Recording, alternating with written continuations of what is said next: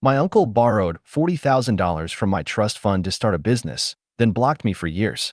So I became his landlord and doubled his rent. When I was 15, my parents sat me down in the living room, faces solemn like they were about to tell me someone died. It was early fall. I remember because I had just come back from a soccer game, mud all over my shins, still buzzing from the adrenaline, and thought maybe I was in trouble. Instead, they said, "We have some news about your trust fund." I didn't even know I had a trust fund until that moment. Apparently, when I was a baby, my grandparents set up a modest one for me, around $50,000. It wasn't life-changing money, but it was supposed to help me through college or to buy my first home. They'd done the same for my cousin Derek, Uncle Rob's son, so it felt fair. Equal footing, right? Except Uncle Rob, my dad's younger brother, had run into financial hardship. That's how they phrased it. The short version: his restaurant idea flopped, he owed people money, and he had zero collateral to bounce back. So, in a family meeting I wasn't even invited to, my parents agreed to lend $40,000 from my trust to Rob. I just sat there blinking. "Don't worry," my mom said quickly. "It's just temporary. He signed a contract. He'll pay it back by the time you're 18. But I wasn't worried. I was furious. How could they make that decision without me? And even more, why wasn't Uncle Rob the one telling me? That night, I messaged him. Simple stuff. "Hey, Uncle Rob. Just wanted to talk about the trust fund thing." No reply. I messaged again 2 days later. Nothing. Then, I checked and realized he had blocked me. On everything. Instagram, Facebook, even his number bounced back green when I tried to text. I told my dad, and he tried to calm me down. "He's just embarrassed, that's all. He'll come around." But Rob didn't come around. He disappeared. I was a quiet kid. I didn't raise my voice often. But something changed in me after that. Something sharp grew in my chest. I knew then I'd never see that money again. Not unless I took it back myself. I kept that rage close. I fed it like fuel. By the time I was 18, there was no repayment. No apology. Not even a call. The restaurant was gone again. Rob had moved on to another scheme, flipping properties. Or so I heard. I wasn't invited to family events where he showed up. Apparently, it made things awkward. My parents tried to smooth things over. They offered to help with tuition. Said they felt guilty. I took their help, but I didn't let them off the hook.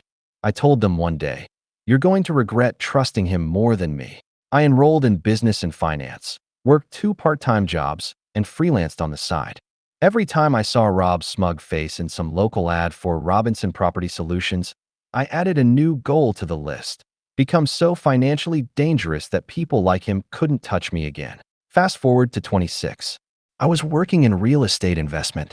Quietly, steadily, I had started buying small rental properties, flipping some, keeping others. No flash. No Instagram hustle porn. Just spreadsheets and strategy. I didn't tell anyone in the family what I was doing. Until one day, my property management firm flagged a familiar name in a rental application. Robert Jenkins, it said. Same name, same phone number he'd used years ago. The unit was one of ours. A multi-unit townhouse on the east side. Newly acquired. And yeah, you guessed it. I was the managing partner. I confirmed it myself by visiting during a scheduled inspection. And there he was, Uncle Rob. 20 pounds heavier, receding hairline, and still loud as hell on the phone, trying to close some imaginary deal. He didn't recognize me at first. I introduced myself with a different last name, my mom's maiden name, used occasionally for business purposes. The fake name on the lease made it easier to keep him clueless. He shook my hand like he owned the place. I smiled and made a mental note. The lease was signed.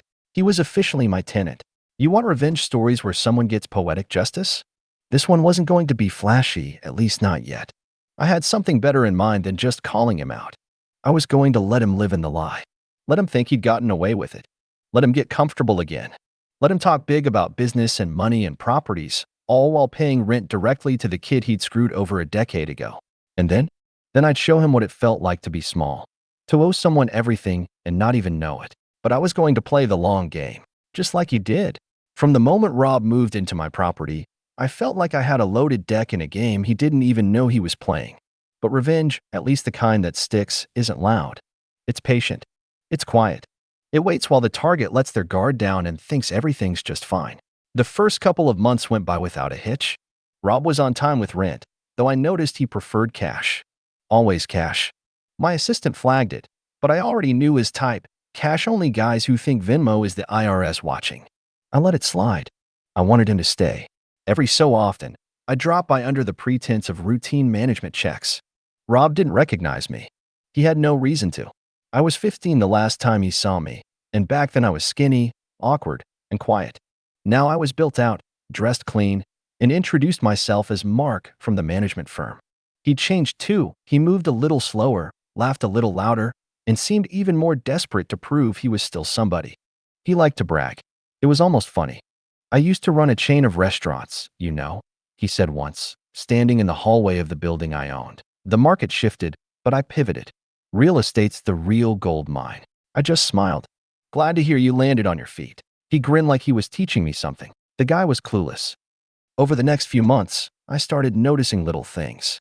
Notices from the city about noise complaints.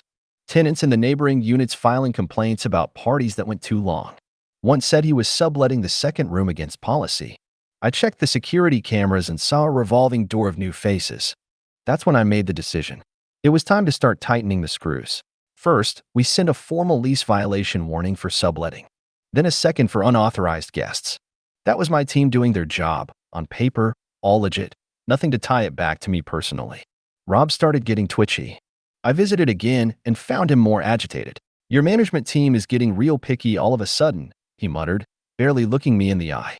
"Just enforcing the lease terms," I replied calmly. "You agreed to them, remember?" He waved me off. Bureaucratic nonsense. But I could tell he was starting to sweat. The real fun began when I looked into the paperwork of his original lease and found the renewal clause. At the one-year mark, rents could be adjusted to reflect market value. At the time, the area had gone through a surge in value, and other landlords were jacking prices. Rob didn't know it yet, but his lease renewal was coming up. We gave him 60 days notice. Standard procedure. New lease offer, $2,400 per month. His old rate? $1,200. Exactly double. It was completely legal and justifiable with comps from the area. He called our office in a panic, asking to speak with the owner. We told him the owner preferred to stay anonymous. He tried threatening to take his business elsewhere. We reminded him that the lease required 60 days notice and penalties for early termination. He went quiet after that. A few days later, I got a call from my office assistant. So, this guy a Rob Jenkins?" He left a voicemail for the property owner. "Says it's urgent." I listened to it. Rob's voice cracked halfway through. "Look, I know things got weird between us back in the day. If this is who I think it is, please call me. You've made your point." That was the first time it hit me. He might have finally put the pieces together. Maybe someone in the family mentioned I worked in real estate. Maybe he saw something. Or maybe he just felt it. The familiarity of a voice, a look, a tone. But I wasn't ready to give him closure. Not yet. Instead, I sent a formal letter. Just a business letter. Cold. Professional. The kind of thing you get from a company, not a person. It outlined his new rent, the due dates, the updated lease terms, and his legal options. But I added one line at the end. "We hope this new rate reflects the value of your stay with us, especially given how investments from the past can compound over time." I knew he'd read it 5 times trying to decode that sentence. And that he'd get it. He didn't move out. That surprised me a little. Maybe pride. Maybe he really didn't have another option. But I think a part of him knew. He owed me. He just didn't know how much. I ran into him a few weeks later during another inspection. This time he was quieter. Measured. "You ever have someone steal from you?" he asked suddenly, standing by his door. I played dumb. "A few times." "Why?" He shook his head. "Just curious." I gave him a nod and walked away. I didn't need him to apologize. I didn't even want the $40,000 back anymore. I wanted him to feel that sinking weight in his chest every time rent was due. I wanted him to wake up every morning in a place he didn't own, paying into someone else's pocket. Mine. That was the real payback. But the best part? That was still coming. Because I wasn't just his landlord. I was about to become his employer too. You'd think the universe would stop delivering these perfectly wrapped opportunities once you got your win. I already had Rob living in one of my units, paying double market rent, completely unaware that the kid he stole from was now his landlord. But life had more to offer. Specifically, a job application. It started when my HR lead, Kira, forwarded me a resume. "Hey, this guy's been really persistent. Called twice. Claims to have tons of sales experience. Could be good for the client retention team?" I opened the email and my stomach actually did a backflip. Robert Jenkins. I stared at the name. The address listed matched one of my units, his. I double-checked. Yup, same Rob. Same overconfident tone in the cover letter. Same vague talk about entrepreneurial spirit and navigating high-stakes negotiations. No mention of all the failed businesses or the family he burned. I didn't reply to Kira right away. Instead, I sat back and thought about it. Here was the man who stole my trust fund at 15, vanished without a trace, and now unknowingly lived in my building. And now he was asking me, for a job. You can't write this kind of irony. I sent Kira a quick message. Invite him in. Let's run him through the standard process. The day of his interview, I watched through the tinted glass wall of our office's conference room. He wore a slightly wrinkled blazer, the kind someone keeps for weddings and court dates. He was older than the last time I saw him up close, obviously. Lines around his eyes. Less hair. A little more desperation. I kept my name off the meeting schedule. Kira and Darren, my operations lead, ran the interview. Rob charmed them the way he always had. Full of stories, energy, and that overinflated sense of self-worth that made him believe every room was lucky to have him. He's a talker, Darren said after. Think he's full of it? I asked. Kira shrugged. Honestly? Yeah, but he knows how to sell himself. Might be worth a probation period. I smiled. Let's do it. I personally signed off on his contract. 2 weeks later, Rob Jenkins walked into his new office job, dressed like he owned the place. The irony of him working for a tech-forward real estate startup, a space I built from the ground up after he stole my shot at stability, wasn't lost on me. We onboarded him like any other new hire. No special treatment. He met with HR, filled out forms, got his badge. The works. And still, he had no clue. For the first 2 weeks, I let him settle. Every time I walked past his desk, he'd nod like I was just another mid-level manager. I made sure he stayed in the sales pit, with the junior team, answering calls and following up with leads. Watching him take orders from younger employees, staying late to meet quotas, it was like poetic symmetry. Then I scheduled a meeting. Private, 30 minutes. Conference room C. Subject line, mid-probation performance review. He arrived on time, fidgety but confident. I sat at the end of the table with his file open. No nameplate. No need. Rob, I started, looking up slowly. He gave a half smile. Hey. Mark, right? Not quite. I leaned forward and waited. I watched it happen in real time, the recognition crawling across his face. His eyes narrowed, then widened. The smile twitched and died. You're your landlord, I said, cool and even. But you already knew that part. Silence. I'm also the CEO of this company, I added. The same company you now work for. He blinked like someone pulled the floor from under him. Look, he stammered. I didn't know. I swear. I didn't. You didn't know, I interrupted, because you never thought I'd be someone worth noticing. Just like when you took $40,000 out of my trust fund and vanished. He opened his mouth, but I raised a hand. No, you don't get to explain yet. I stood, circled the table slowly, and stopped behind him. You blocked me on every platform. Lied to my parents. Claimed you'd pay it back by the time I turned 18. You didn't. You hid. And you thought the world would just forget. His shoulders sagged. I dropped a copy of the lease renewal letter on the table, the one with the doubled rent. You're not even keeping up with your new rate. My accounts team flagged it last week. He stared down at it, jaw tight. I let you into this company so you'd feel that itch again, I continued. That gnawing guilt. That feeling that maybe, just maybe, you weren't as untouchable as you always believed. He finally looked up. What do you want from me? I smiled. Nothing, I said. Not your apology. Not my money back. You burned that bridge. I turned to leave but stopped at the door. Oh, and Rob. Yeah, keep your badge. You've got 1 week left. Then HR processes your layoff. The paperwork's already filed. His mouth opened, but I didn't wait. I walked out and left him sitting there fired, exposed, and exactly where he left me years ago. Broke. Powerless.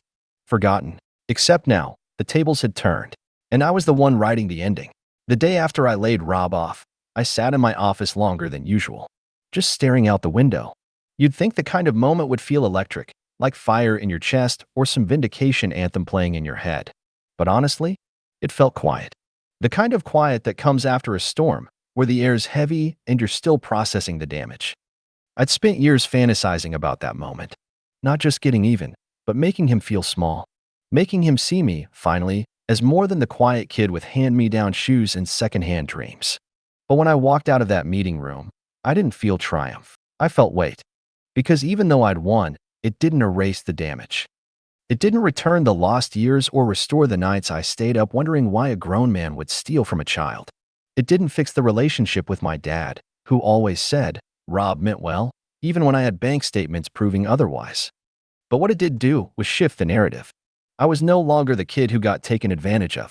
I was the one who built something real out of the ashes. And that mattered more than any revenge fantasy ever could. That week, Rob texted me. Rob Jenkins, I don't even know where to start. You've clearly done well for yourself. I respect that. Maybe we could talk?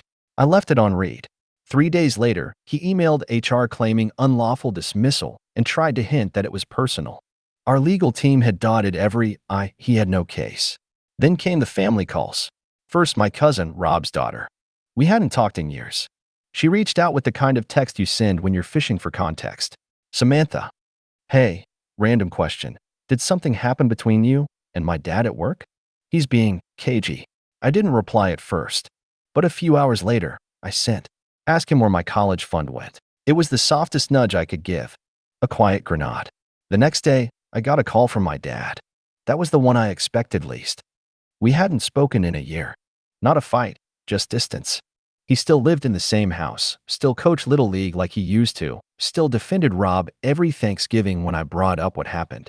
You always blow things out of proportion, he'd say. It was family. He borrowed it.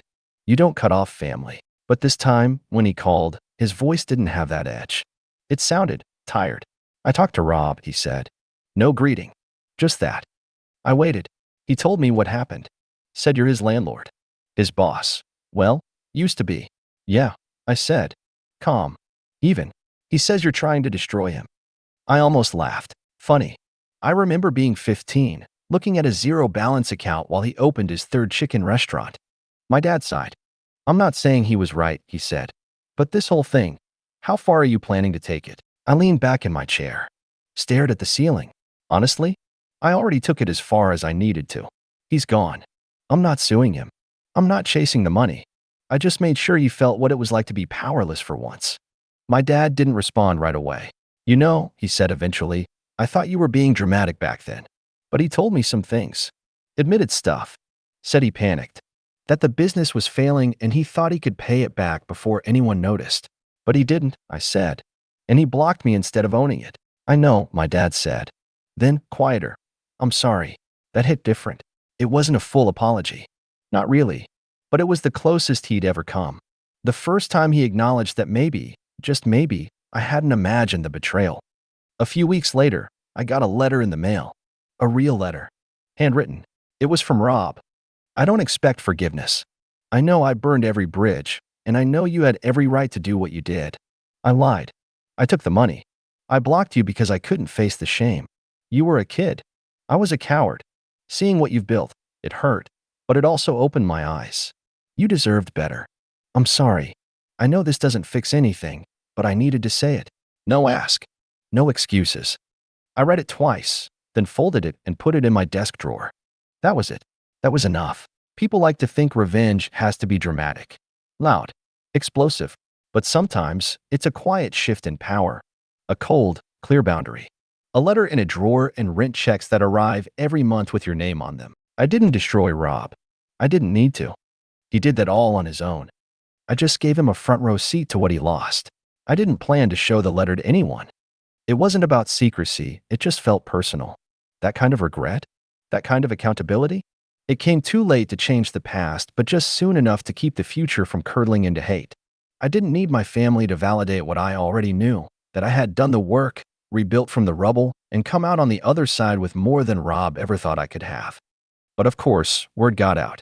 It started with my cousin Sam. She texted me again a week after Rob was officially removed from the company systems and handed in his badge. He told me what he did, by the way. Said he sent you a letter. I didn't read it. Just wanted you to know. I believe you. I'm sorry I didn't back then. That one surprised me. Growing up, Sam and I were close, but once the money drama happened, the whole family splintered into the usual quiet judgment. People pick sides even when they pretend not to. But this? It felt real, not performative. I replied, "Thanks. That means something now, even if it didn't then." The letter did eventually reach my dad. Rob had sent him a copy. Typed, not handwritten, and missing some of the rawness but still honest. Dad called me again. He wasn't defensive this time. More like contemplative. "I reread it," he said. Twice. I waited. I'd learned to let silences do the heavy lifting in conversations with him. "I should have believed you. Not just about the money, but about how hurt you were. I saw it as a mistake. You saw it as betrayal. And you were right. I didn't speak right away. That lump in your throat people talk about? It's real. And it sneaks up on you when you least expect it. I thought I had to carry it alone," I finally said. "I thought if I didn't look too closely, it wouldn't be real," he replied.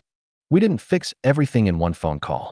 We didn't suddenly become the kind of father-son duo that calls every Sunday and grills together in the backyard. But it was the first real conversation we'd had in years. The first time we were both just honest. 1 month after Rob's layoff, I drove past the restaurant he tried to start with my trust fund money, the first one that failed. It had new signage now. A smoothie chain had moved in. It made me smile, a little. Not because it failed, but because it reminded me that nothing stays frozen in time. Buildings change. People change. Even grief changes. I pulled over and walked across the street, just staring at it. The old blue tiles Rob had insisted on importing from Italy were still there, scuffed and cracked. For a minute, I remembered being 15, standing in front of that very same door, asking him if the money he took was just temporary. He'd ruffled my hair and said, "You'll understand when you're older." Well, I did. A few days later, I had lunch with Kira and Darren from the office. They'd been with me from the early days, back when the company was just a co-working space and a busted Keurig machine. We talked about everything except Rob. But as we were getting up to leave, Darren turned to me and said, "Hey, man, seriously, what you did, that was something else." I raised an eyebrow. "Hiring him," he clarified. "Letting him crash on your couch without even knowing he was sleeping in your basement, metaphorically. And then walking away when you could have burned the whole place down. That's not revenge. That's maturity. I don't think I could have done it." Kira nodded. "That letter was class, too. You had every right to go full nuclear. But you didn't." I shrugged. "I thought about it," I admitted. "But he already blew up his own life. I didn't need to pile on." They both laughed. But there was a kind of admiration in their eyes that made me sit with my own discomfort. Because the truth was, I had dreamed of Rob's downfall for years.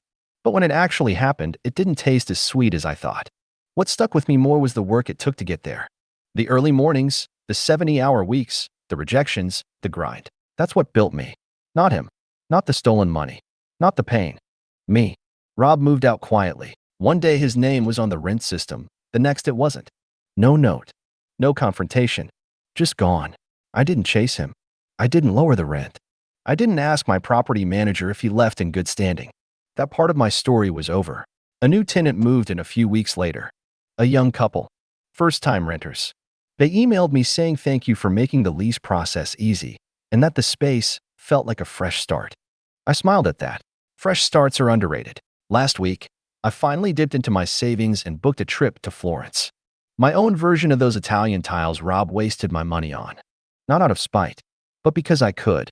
I had built something strong, something lasting. And that trust fund he stole? I had outgrown it, multiplied it, buried it under something bigger, my own story. Revenge can feel good, but building a life that doesn't require it? That's better. So yeah, my uncle stole 40 grand from me, blocked me, gaslit my entire family. And for years, I carried that weight like a second skin. But I became his landlord, his boss, his mirror. And when the time came, I didn't scream. I didn't threaten. I just handed him the bill and walked away with peace.